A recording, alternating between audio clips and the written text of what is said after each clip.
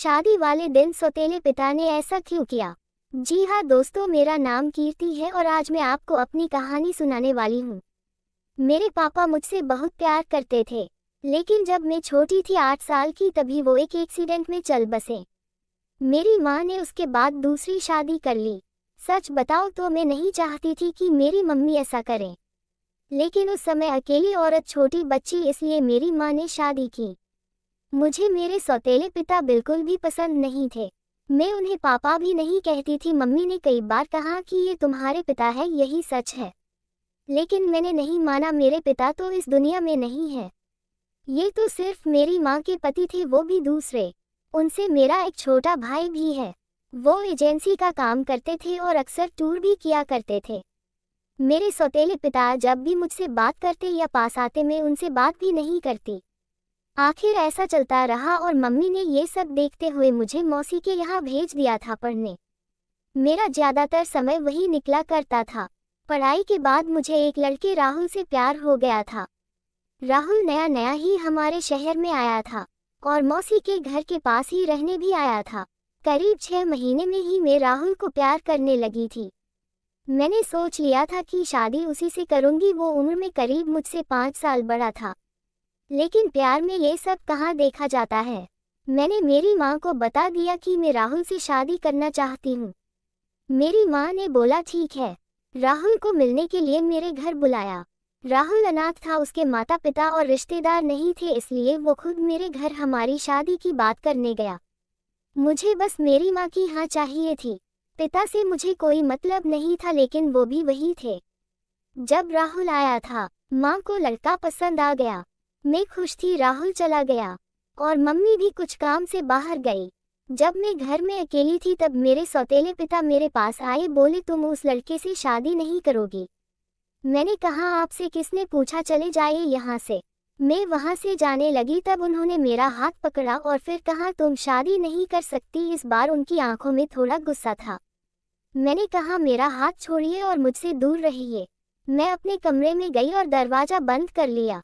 जब माँ आई तब मैंने कहा कि तुम्हारा पति मेरे साथ बदतमीजी कर रहा था। माँ ने कहा चुप रहो, कुछ भी उनके बारे में मत बोलो, वो हमेशा तुम्हारा भला सोचते हैं। मेरी माँ के आंखों पर तो जैसे पट्टी बंधी थी।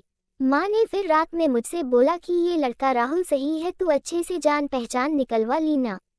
मुझे समझ आ गया था कि उन्होंने इनके कान भर दिए। मैंने कहा कि खोट राहुल में नहीं है, तुम्हारे पति में। वो मेरी शादी नहीं होने देना चाहते। पता नहीं उनके दिल में क्या है, लेकिन मैं राहुल से ही शादी करूंगी। मेरा फैसला मेरी माँ अच्छे से जान चुकी थी, इसलिए हमारी शादी तय हो गई। शादी की तैयारियां होने लगी। मैं खुश थी। इस दौरान मैंने उनकी आंखों में अजीब से बेचैनी देखी। मुझे साफ दिखाई दे रहा था कि वो नहीं चाहते कि मेरी शादी हो। आखिर कौन बाप ऐसा सोचेगा, लेकिन वो पिता नहीं थे।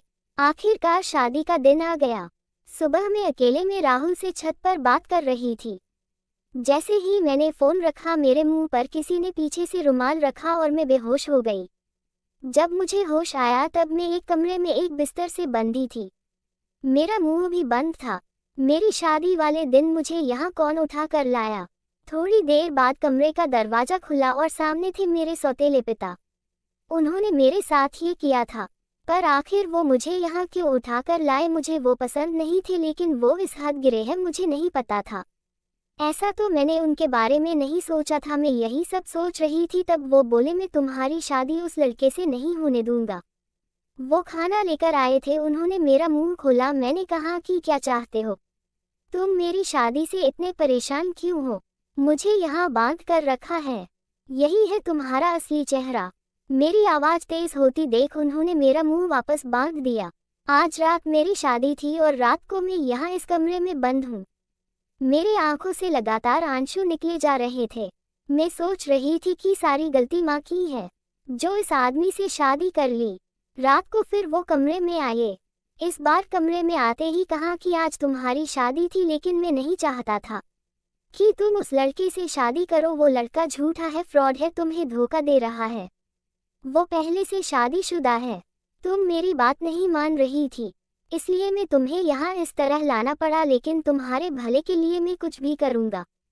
मैं 3 साल पहले जब शहर के बाहर कुछ काम से गया था, तब मुझे ये लड़का होटल में एक लड़की के साथ दिखा था। मुझे इसलिए याद है क्योंकि वो लड़की मेरे जानने वाले दोस्त को जानती थी। उस समय उसने उससे बात की थी, तब भी वो चुप था और मुंह छिपा रहा था। जब तुम उसे घर लाई तब मुझे लगा यह वही है, इसलिए मैं तुम्हें मना कर रहा था। मैं जानता हूँ तुम मुझे अपना बाप नहीं मानती, लेकिन मैं तुम्हें हमेशा अपनी बेटी माना है और मैं वही करूँगा जिसमें तुम्हारी भलाई हो, फिर चाहे तुम मुझे कुछ भी समझो, कुछ भी बोलो। उस लड़के की सच्चाई तुम्हें सुबह पता चल जाएगी और तब तक मैं तुम्हें यही रखूँगा। और वहाँ से दरवाज़ा बंद करके चले गए। सुबह वो वापस आए, साथ में माँ भी थी। माँ ने पहले आते ही मेरे हाथ और मुंह खोला। मैंने मम्मी से कहा कि देखो इस आदमी ने क्या किया। अभी तक मुझे उनकी बातों पर रद्दी भर भी विश्वास नहीं था, लेकिन फिर दरवाजे से एक और औरत आई, उसके हाथ में एक छोटा बच्चा भी था। वो औरत बोली कि ये सही बोल रहे हैं, वो आदमी धोखेबाज है, उसने मुझे भी धोखा दिया। वो अनाथ नहीं है, उसके घर वाले भी हैं। मेरे सामने वो खड़ी वो औरत, उसका बच्चा, मेरी माँ, इन सबको देखकर मुझे भी अब यकीन होने लगा था। मैंने उसी समय राहुल को फ़ोन लगाया, लेकिन उसका फ़ोन ऑफ था। शायद उसे भी पता चल गया था कि उसकी सच्चाई सामने आ गई। उसके खिलाफ अब जो भी कार्रवाई होंगी वो पुलिस करेगी। मेरे पिता उसके बाद भी मुझसे बात नहीं कर रहे थे, वो ऐसे ही रह रहे थे जैसे पहले, जैसे कुछ हुआ ही ना हो। 5 दिन बाद ही उनका बर्थडे था। मैंने पहली बार केक बनाया और उन्हें सरप्राइज दिया। उन्हें बोला हैप्पी बर्थडे पापा। मेरे ऐसा बोलते ही उनकी आंखों में आंसू आ गए। इतने सालों से दबा रखे थे शायद। बोले बेटा बस अब मुझे जिंदगी से कोई शिकायत नहीं, अब मुझे कुछ नहीं चाहिए। तुमने मुझे पापा कहा, बस इतना ही मैं सुनना चाहता था। तब मुझे समझ आया कि मैं कितनी कच्ची हूँ इंसान पहचाने में। घर में मेरे सामने मुझे इतना प्यार करने वाले पिता थे, उनका मैंने कभी सम्मान नहीं किया और बाहर उस राहुल की झूठी बातों में आ गई। मेरे पिता ने ना सिर्फ मेरी लाइफ बचाई बल्कि मुझे ये भी बताया कि मैं कितनी गलत थी। आपको ये कहानी कैसी लगी कमेंट कर हमें ज़रूर बताएं। हम इसी तरह की अच्छी कहानियाँ यहाँ लाते रहते हैं। हमें अपना प्यार और सपोर्ट दें।